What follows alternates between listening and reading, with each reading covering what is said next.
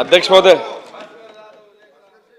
Freedom of religion bill pay मेरे ख्याल से मुख्यमंत्री साहब ने ये बिल प्रस्तुत करने के बाद में बिल के अंदर क्या क्या है पूरा उन्होंने बताया। अध्यक्ष महोदय, बेसिकली ये बिल अगर बाकी के राज्यों ने लाया होगा तो हमारे राज्य ने लाना चाहिए, ऐसा कोई कंपल्शन नहीं है। और एक क्लासिक एग्जाम्पल मैं आपको बताना चाहूंगा कि मी थोडा हिंदीत आणि थोडा मराठीत बोलतो, कारण आता फ्रीडम ऑफ स्पीच आहे ना आपल्याकडे की नाही, तर म्हणून काही भाषण मी मराठीत करणार आणि काही मी हिंदीत बोलतोय, कारण सगळ्यांना समजलं पाहिजे। बरेच लोकांना हिंदीत बोला, मराठीत बोला, बिलावर बोला, मला संरक्षण द्या।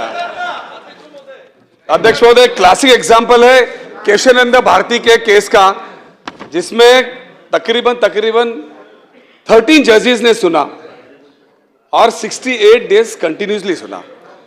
उसके बाद भी जजमेंट यह आया कि कॉन्स्टिट्यूशन में कहीं भी इंटरफेरेंस अलाउड नहीं हो सकता है किसी भी सभागृह से।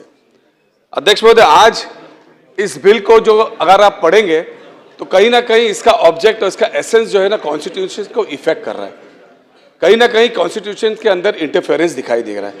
अध्यक्ष महोदय, इसके अंदर जो क्लासिकली आप देखने गए तो जैसा कि हमारे मित्र ने अभी बताया, कैसा है योगेश जी, एक शेर मेरे को याद आ रहा है आपको। अभी बोला बिल के ऊपर बोलिए। मैंने बिल के ऊपर बोलता हूं, छोड़िए ना, आप मेरे से आप मुझे बताइए, मुझे एड्रेस कीजिए आप। पढ़ लो, शेर पढ़ लो। अध्यक्ष महोदय, ये जो बिल है, इस बिल के अंदर लॉ डिपार्टमेंट में बिल्कुल अपना माइंड अप्लाई नहीं किया। उसके अंदर कारण यह है कि आप देख सकते हैं कि आज की तारीख के अंदर आर्टिकल 21 में क्या है, मेरी राइट ऑफ प्राइवेसी है, मुझे क्या करना है क्या नहीं करना है वो मुझे डिसाइड करना है। आप इसको 60 डेज का जो है नोटिस देंगे, जिस बंदे को अपना कन्वर्जन करना है वो अगर नोटिस देगा तो उसकी सुरक्षा का क्या होगा? उसको कोई मारेगा नहीं, उसको कोई देखेगा नहीं, उसके ऊपर कोई अत्याचार नहीं होगा। इसकी सुरक्षा के बारे में कुछ सोचा है क्या? या अगर उसको चेंज करना है तो क्या ढिंडोरा या ढोला ताशा बजा के करेगा कि मैं ये करने जा रहा हूं? ये कहीं ना कहीं फंडामेंटल कॉन्स्टिट्यूशन के अंदर बैठता नहीं है। उसके अलावा अगर आप देखने जाओ कि दो अडल्ट ने मिलकर अगर कोई डिसीजन लिया, दो अडल्ट चाहते हैं कि हम शादी करें, तो उसके अंदर कोई भी थर्ड पार्टी, उनका कोई भी रिलेटिव आके कंप्लेंट कर सकता है। और कंप्लेंट के अंदर इस बिल के अंदर आपने मैंडेटरी किया है कि उसके ऊपर एफआईआर हो जाए। जैसे उसके ऊपर एफआईआर होती है वो तो आरोपी हो गया। जब वो आरोपी होगा तो उसकी मानसिकता क्या होगी, उसके ऊपर जो सोशल और लोगों का जो प्रभाव पड़ेगा, उसके ऊपर जो तकलीफें आएंगी, उसके बारे में तो इस बिल में कहीं सोचा ही नहीं गया। अगर ये सारी चीजें इस तरीके की आप लाने की कोशिश करेंगे तो मुझे लगता नहीं कि इस बिल का लाने का हेतु क्या है। जिस दिन ये बिल टेबल्ड होने वाला था उससे करीबन 1 हफ्ता 2 हफ्ता पहले से अगर आप कई मंत्रियों के अगर आप स्टेटमेंट देख ले तो बिल कुछ और था। बिल का नाम दिया गया है फ्रीडम ऑफ रिलीजन, और बेसिक उसका जो हेतु है वो कुछ और दिखाता है। कई मंत्री जो है इसको दूसरी तरीके से लोगों को बता रहे थे। एक उदाहरण देने गए तो अभी इसके ऊपर महाराष्ट्र शासन ने, जब आदरणीय एकनाथ शिंदे जी मुख्यमंत्री थे, उन्होंने एक जो है कमेटी स्थापित की। उस कमेटी स्थापित को इसमें मालूम करने की कोशिश करने की थी कि भाई इस तरीके से जो भी इंटर कास्ट मैरिजेस हुए उसके अंदर अनियमितता हुई है क्या, उसमें जबरदस्ती हुई है क्या, या उसके अंदर कुछ गलत हुआ है क्या उस कमेटी का काम यह था कि उस लड़की के बारे में मालूमात ले। महिला बाल विकास के उस कमेटी का कारण था कि वो जाए, वो महिलाओं से पूछे कि भाई तुम्हारे घर से तुम्हारी बातचीत करने मिलती है कि नहीं, तुम्हारा रेख रेख ठीक है कि नहीं, तुम्हारा कुछ है कि नहीं।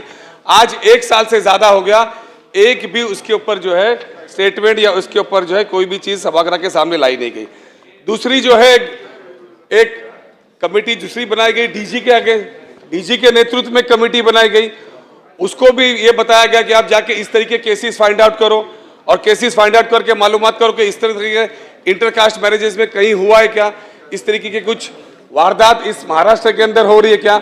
आज उसको भी 6 महीने से ज्यादा हो गया, उसकी भी रिपोर्ट यहाँ पे आई नहीं गई। तो ये बिल लाने का जो मकसद है वो आज महाराष्ट्र की जनता और हम लोग ही जानना चाहते हैं कि बेसिकली ये बिल लाने की जरूरत क्या पड़ी। इससे पहले कई आरोप इस तरीके से इस महाराष्ट्र में लव जिहाद के बारे में, लैंड जिहाद के बारे में, इंटरकास्ट मैरिज के बारे में कई मंत्रियों ने बेजवाबदारी के साथ में जो है बाहर और यहाँ पे स्टेटमेंट दिया, जबकि उसी मंत्रालय के उसी हेड ऑफ द डिपार्टमेंट ने कहा कि इस तरीके के एक भी इंसिडेंट, जहां पे इस सभागृह में कहा गया था कि 1 लाख से ज्यादा जो है लव जहाद के इंसिडेंट हुए, उसी डिपार्टमेंट ने कहा कि not a single incident had happened in this state. तो कहने का मतलब है कि क्या परसेप्शन आप इस महाराष्ट्र के अंदर लोगों को दिखाना चाह रहे हैं। अध्यक्ष महोदय, आप एक बात तो समझ लीजिए कि भाई आरोपी ही अपने आप को सिद्ध करेगा। जब भी किसी के ऊपर कार्रवाई होती है तो प्रशासन का काम होता है कि उसके ऊपर आरोप सिद्ध करना और वो कोर्ट में जाए। आज वो आप किस तरीके से बताओगे कि क्या किया उसने? वो तो बोलेगा मैंने नहीं किया। लोग किस तरीके से उसको मानेगा कौन, उसको सुनेगा कौन? तो इसीलिए ये सारी बातों को ध्यान में रखते हुए ये सब कमेटी के पास इस बिल को भेजना चाहिए, ताकि इसके अंदर जो भी कमियां हो उसको सही तरीके से लाया जाए। इसके अलावा एक बात और भी बताना चाहूंगा अध्यक्ष महोदय, कि आज इसमें कहा है कि आप इसको किसी को लालच देके, किसी को फंसा के, किसी को ये चीज करके आप किसी का धर्मांतर कर रहे हो। इसको डिसाइड कौन करेगा? इसका क्राइटेरिया क्या है? क्या आपने किसी को लालच दिया है, या आपने किसी को पैसे किए, या आपने किसी को फोर्स किया है? इस तरीके का अगर फोर्स होता है तो अडल्ट आदमी जाके जो है पुलिस स्टेशन में अपनी एफआईआर लॉन्च कर सकता है। उसके ऊपर कार्रवाई का प्रोविजन अपने बीएनएस आईपीसी के अंदर है। इसके ऊपर सारे प्रोविजन होने के बावजूद ये इस तरीके से गोल गोल बिल लाना कहीं ना कहीं किसी ना किसी समाज के ऊपर आगे चल के उसका दुरुपयोग करने का ये बिल है। ये अध्यक्ष महोदय मैं आपके साथ कहना चाहता हूं। साथ ही साथ